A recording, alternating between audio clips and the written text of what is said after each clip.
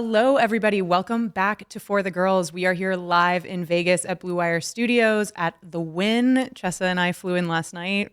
We are feeling good. We're feeling really fresh, actually. We landed early, went to bed early, woke up too early, but we flew in over the opening ceremony fireworks, so very, very cool. Incredible.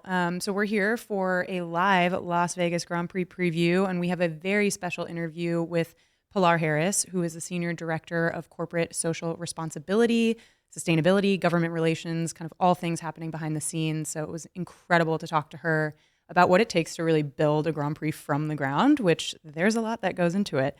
But we're going to dive in. We are gearing up for a wild weekend, trying to stay on the right time zones here. But we're super excited. I'm Tiggy. And I'm Chessa. Okay, this is a brand new race. It's never happened before on this street circuit, and we are so excited. We do have to remember that in 1981 and 1982, there was a Las Vegas Grand Prix. It was called the Caesars Palace Grand Prix. Wanted to make sure I got that one right.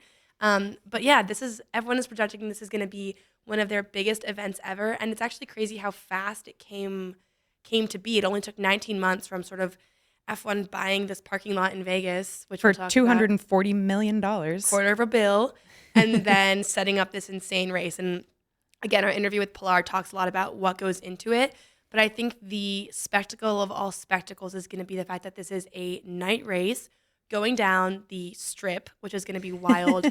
All the Vegas landmarks, the fountains, the lights, the super long straight. It's going to be the Sphere. Oh, duh. How could you forget? Quite the show. Timing wise, it's not ideal if you're on Eastern time. I think quali is at 3 a.m. Yep. And the race is starting at 1 a.m. local time. Well, no, sorry, not local time, Eastern time, 10 p.m. local time here. It's going to be a party. We're ready. I think 10 p.m. local time is the latest ever start for a Grand Prix in Formula One history. And with quali starting at midnight local time, that's also a first for F1. So might be the first race that starts one day and ends another. We'll see. It's like the New Year's of if F1. we have any red flags, which might happen given it's the first time racing here, but yeah, we'll find out.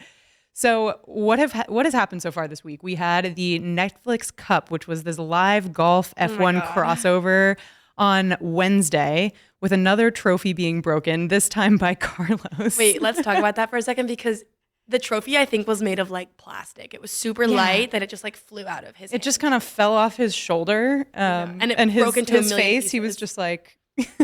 Lando was probably good. At least it wasn't the me. Carlando bond continues. So we had that. We had a full rainy opening ceremony, which was a little bit Hunger Games style. Very cool. But we had the drivers kind of coming up onto the stages, rising up out of the boxes, like almost Taylor Swift style. But then going right back down after. They actually weren't on display for that long. On display. They kind of are on display. Max would agree. Yeah. So we had that. Lots of musical performances last night. We had Red Bull launching their special Vegas livery by dropping the car from the ceiling of a club, which cool. only happens in Vegas. So we love that. Vegas is anticipating 100,000 fans daily, 120,000 people coming from outside the Vegas area.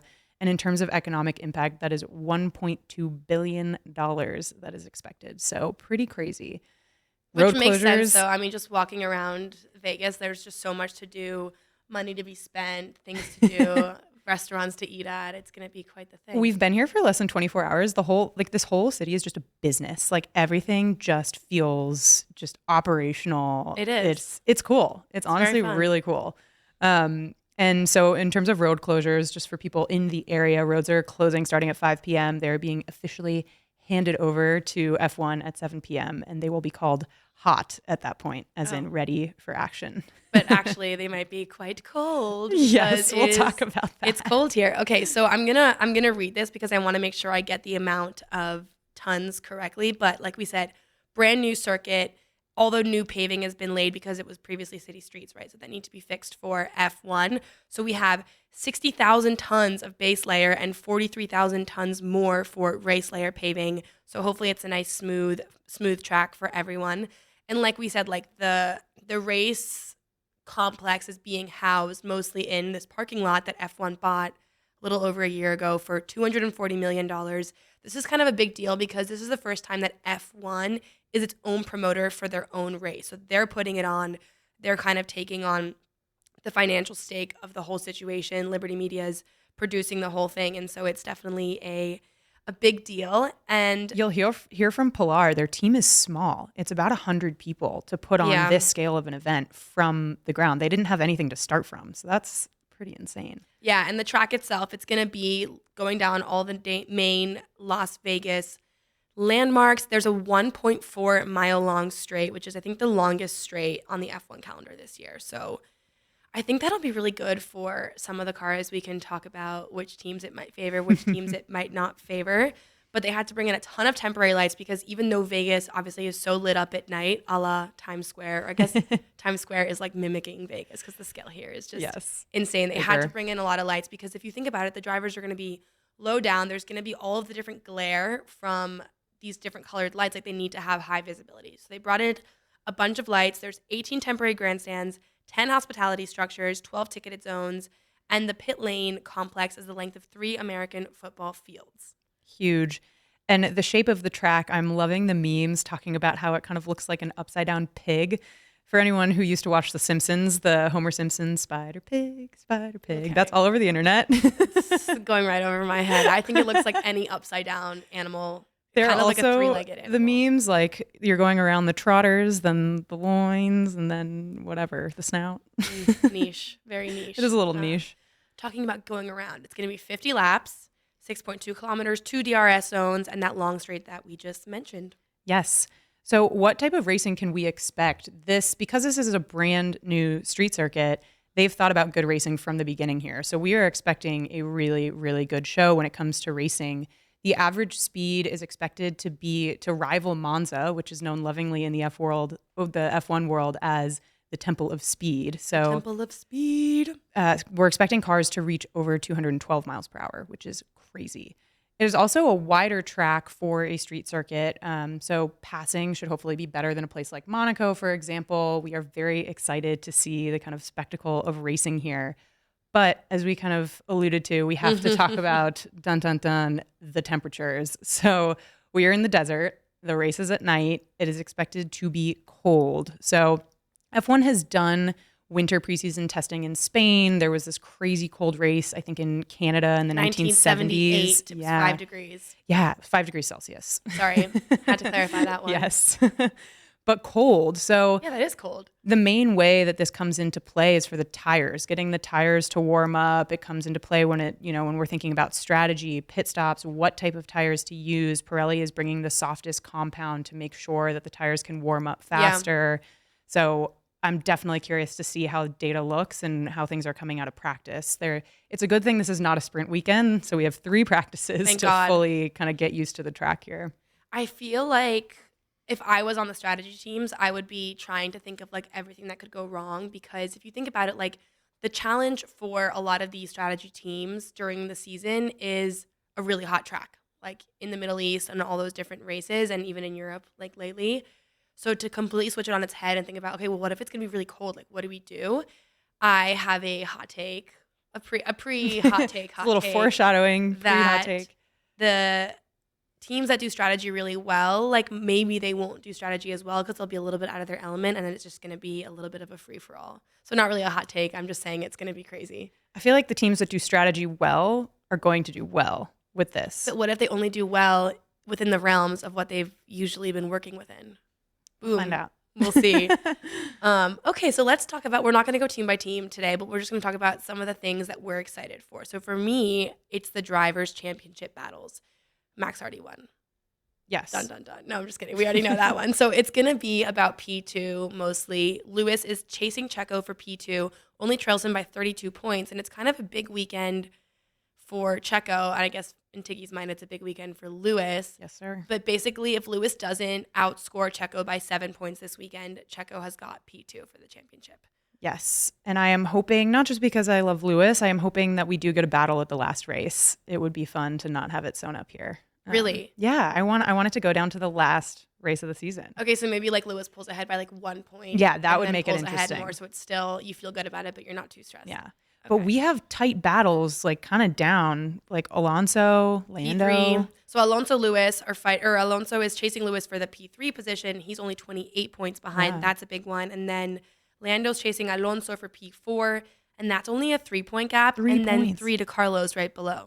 That is crazy because, McLaren has been looking really good. Aston Martin had a good race last time around, but McLaren, I think that would be Lando's highest ever finish Yeah, in it's a also season. that makes you think about and realize how long a season is, because you're like, Checo's ahead of Lewis. What? Checo had a good start to the season, and then all of a sudden it went downhill. Yeah. And so Think about where McLaren started the season. exactly. Yeah. And Aston Martin. So it's a whole thing. And then the last sort of like drivers championship one that makes sense to call out is Lance and Gasly or Pierre are 1 point apart, duking it out for P10. P10. Yeah, that's big. So constructors, the big question is Mercedes going to make up the 400 points they need to catch Red Bull? Yeah. I think they have all the time they need. But in all seriousness, Mercedes and Ferrari are 20 points apart for P2, with Mercedes in P2, Ferrari in P3. Who do you think is going to take it? This is going to be a cool weekend to see, because I think for this season, neither team, we can like do our preview and say, okay, this is going to be a good track for Mercedes. This is going to be a good track for Ferrari. You never really know what they're going to bring until they bring it. I think Mercedes has struggled a little bit on the straight line speed, so I actually think this could be a better weekend for Ferrari. And then Tiki looks nervous. And then Mercedes will come back and win it all. Is that what you want me to say?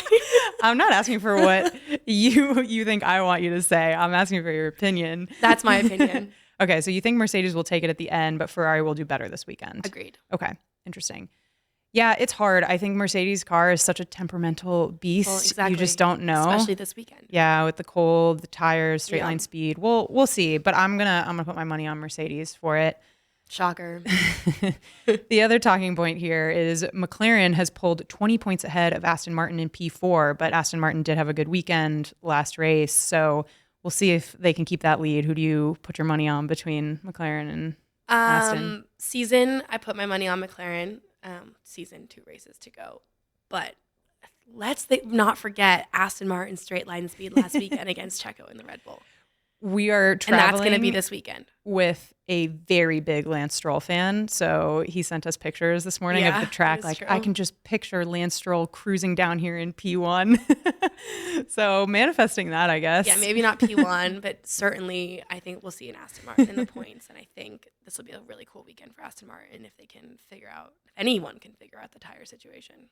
Yeah, and then there's also a 3-way fight for P7 going on between Williams, Alfa Romeo, AlphaTauri. Those 3 teams are only 12 points apart, so a lot to fight for. And the reason that this is important is millions of dollars are at stake here. Yeah. Depending on where you finish in constructors, that equates to millions of dollars. So yeah, I can't remember the exact millions, but we said it in one episode a few episodes ago, and like, it's not like it's a linear drop of money from number 1 to number 10. Just like when you win a race, it's not like it's like 20, 10, 0. Like it's massively scaled towards the top. So even getting 1 place higher means just that much more money you get. So it's important. Big deal.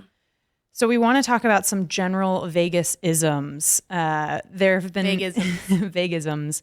The discourse online is that a lot of U.S. races, where does Vegas kind of stack up in the rank of Vegas, Miami, Austin? Is it sort of like the Monaco of the U.S. races? Can we even equate that given the American versus European cultures and the difference there? I think we certainly cannot equate Monaco and Vegas to each other. But if you want to think of like Monaco as the crown jewel vibe-wise in the European race circuit, then perhaps Vegas will be the crown jewel in the level of spectacle within the U.S. races itself.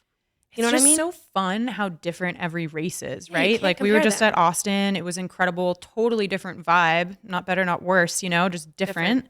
And I think there's something for everybody here, but I'm loving the kind of spectacle that comes with Vegas. And again, not having been here since I was 8 years old, I'm ready. It's fun. And I think it's definitely showing like F1 is caring or showing that they care more and more about the fan experience every season that goes on with the addition of these new races, the types of fan experience that they're prioritizing. But let's talk about some of that controversy. Yeah. So Max said it's 99% spectacle, 1% show racing or sports event. And then Lewis said something about well. And this is actually really cool that we're going to have the Pilar episode right after this, because it's like we can't just come in here and make a whole hubbub, whole circus, and then just leave, and not think about the local residents Yeah. and how it's affecting the communities. So yeah, I think it's really worth sticking around for the Pilar episode to hear a little bit about how building a Grand Prix from scratch, they actually thought about this at a very holistic level, from sustainability to partnering with nonprofits to food rescue programs, all sorts of things. Traffic is a big one, and obviously kind of the quality of life for residents during this weekend. But and just having gotten here yesterday, which was Wednesday, F1 is fully ingrained into every single aspect of this weekend. Like, we're at our hotel, like even in our room, there's like papers referencing F1, and everything in the city is centering around this one weekend long event. And so definitely listen to the Pilar episode. I'm not going to give too much away. Okay, let's go to hot takes. I have a lot because we're in Vegas. I feel like in a betting, gambling mood. Yeah. No money on the line Lewis here. wins. No. Lewis outperforms Checo, though, by more than 7 points and keeps the fight alive through to Abu Dhabi end of the season. McLaren podium. I think they're going to do really well this weekend. Rooting for them. And I'm going to say Logan points. So that's my trifecta. Okay. The first thing that I'm going to gleefully hope for is a massive mistake from a really good driver named Are Max you Verstappen. talking about?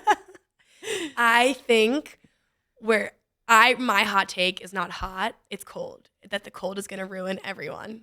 And it's going to be an absolute free-for-all, and like Stroll is going to be on podium. See, I'm going to go the opposite. I'm going to say there's been a lot of talk about the coldness, but that F1 is a professional machine. They've thought a lot about this, and that there may be some drama, but I don't think the cold is going to play into it as much as we think. Okay, that's fair. I think we're going to see an Aston in the top 10, which is not that hot, I guess. And I would like to see a McLaren win. Wow, okay. McLaren win. That's crazy. Yeah. But I'm here for it. Yeah.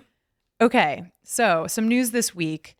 Speaking of Vegas, there's been a lot of tension leading up to the Grand Prix this weekend with all of the kind of hospitality workers. There were 35,000 unionized hospitality workers threatening to strike if deals with the union did not go through with resorts like Caesars, the Wynn, MGM. Last week, an agreement was reached, which is great. So there's been no strike, no impact to this, but it is just really important, given the press, the concern for kind of local people here helping put on the show, to treat those people the way they need to be treated to put on kind of this another plug event. for the Pilar episode to follow. Yes. Another exciting news is Leah Block. She's an American driver. She's only 17. Such great news this week. It's insane. So she just signed on to be Bianca Bustamante's teammate at ART Grand Prix racing team for F1 Academy. And she's also been selected as the Williams F1 Academy driver. So that means she's also part of the Williams Driver Academy. She is such a superstar. She's only 17, like I said. And for only being 17, she's already made quite a name for herself in rally, extreme, and rallycross. She won the open two-wheel drive class this year, and she became the youngest American Rally Association champion in history. So cool. Super exciting announcement this week from Williams, and loved all the content on social media. Yeah, James Vowles was just like, let's go. I loved that. The video of him FaceTiming her and her watching the video or whatever. It's amazing. On the chair. So cool. I love James Vowles. I just have to put that out there. He is just so professional. I love his videos talking about all the things behind the scenes that, a lot of team principals wouldn't just go out and say. Yeah, like how he's like publicly dealing with the Logan rumors about what might happen next year. I just think it's cool that he has a lot of accountability to the fans. Yeah. Final piece of news. So speaking of America, we have to mention Andretti. So General Motors has confirmed that Cadillac, one of its brands, will be supplying F1 engines from 2028 onwards. This, in my mind, strengthens Andretti's bid because, as a reminder, Andretti is partnering with Cadillac on that bid.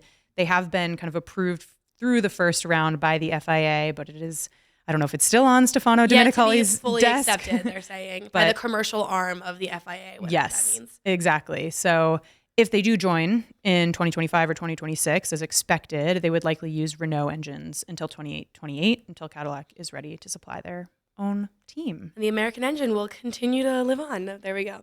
Very cool. Well, hope you guys enjoyed our Vegas preview. We're so excited to be here this weekend and can't wait to bring you all along for the ride.